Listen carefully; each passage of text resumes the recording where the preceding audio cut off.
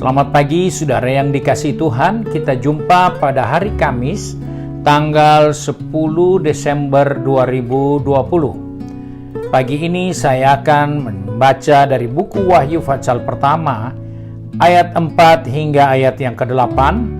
Di situ perikopnya salam kepada ketujuh jemaat. Ayat firman Tuhan berkata sebagai berikut. Dari Yohanes kepada ketujuh jemaat yang di Asia Kecil.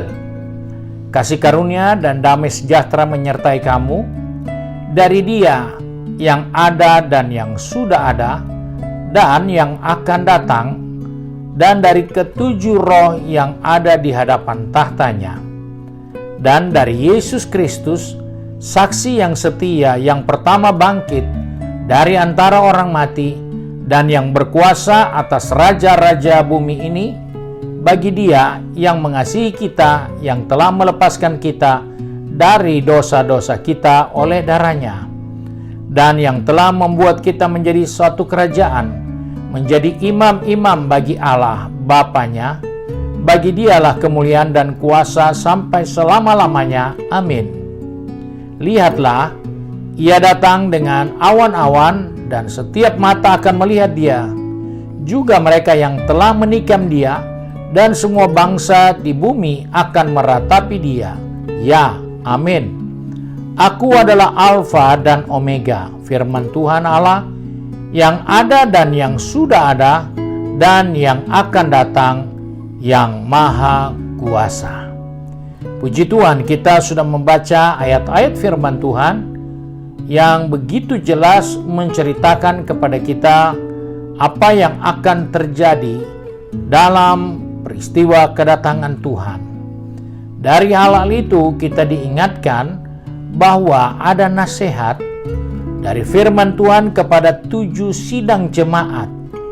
Dan kita menemukan bahwa sidang jemaat itu atau orang-orang percaya itu ternyata mereka punya kekurangan, mereka punya kelemahan, mereka punya keterbatasan. Walaupun mereka beribadah kepada Allah, mereka setia kepada Tuhan, tetapi di 7 sidang jemaat ini kita menemukan teguran-teguran firman Allah. Apa yang kita temukan di situ?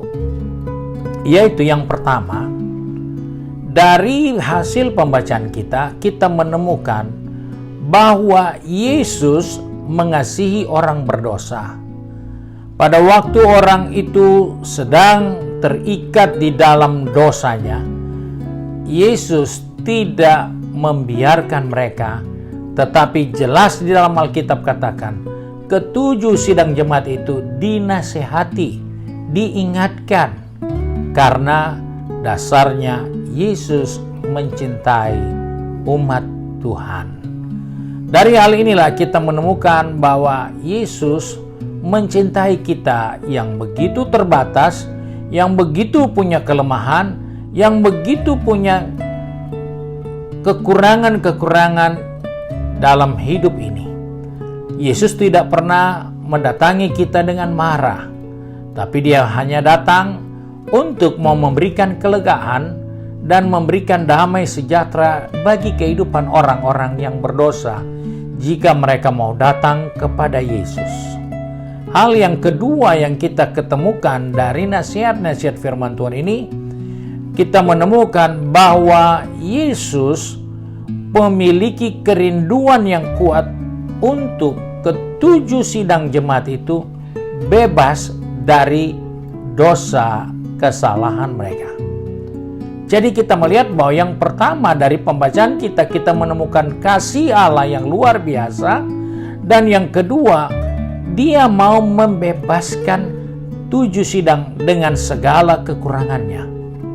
Jadi itulah keuntungan kita memiliki Yesus sebagai Tuhan dan Juru Selamat kita, karena Dia tidak pernah membenci orang yang bersalah atau berdosa, tetapi Dia punya kerinduan yang begitu kuat untuk membebaskan orang yang terikat dan yang berdosa, supaya mereka lepas dari ikatan dosa yang membelenggu kehidupannya. Dari pembacaan itu kita menemukan hal yang kedua. Dan hal yang ketiga dari pembacaan kita, ternyata Dia bukan hanya mau membebaskan orang percaya dari ikatan dosa, tetapi Dia mau mengangkat kita jauh lebih tinggi dari kelemahan keterbatasan kita. Luar biasa.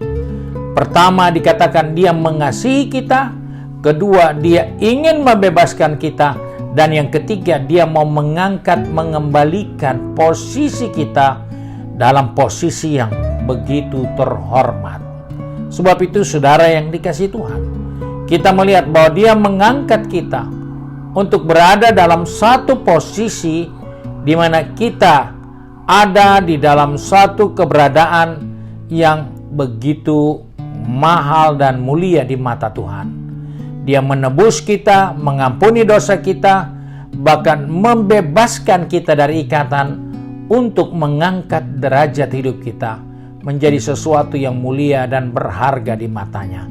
Sebab itu kita menemukan luar biasa kebenaran firman Tuhan untuk kita sebagai orang percaya, bahwa kita jelas manusia yang ada kekurangan, yang ada keterbatasan, yang ada ikatan dosa. Dia mengasihi, Dia melepaskan kita dari ikatan dosa, dan Dia mau mengangkat kita jauh lebih tinggi, jauh lebih mulia dari apa yang kita bisa capai dalam hidup ini. Sebab itu mari kita mau satu di dalam doa.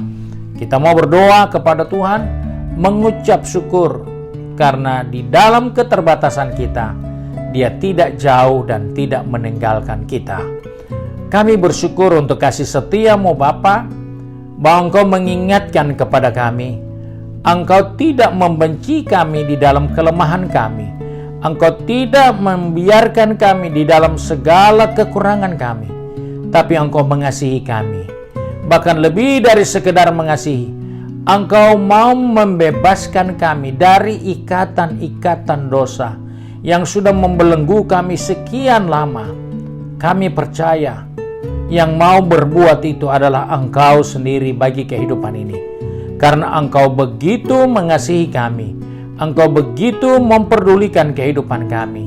Sebab itu tolong kami Bapa, bukan hanya kami mengerti bahwa Engkau mengasihi kami dan juga Engkau mau membebaskan kami, tapi Engkau punya rencana untuk mengangkat kami jauh lebih tinggi dari hidup yang pernah kita capai di bawah kolong langit ini.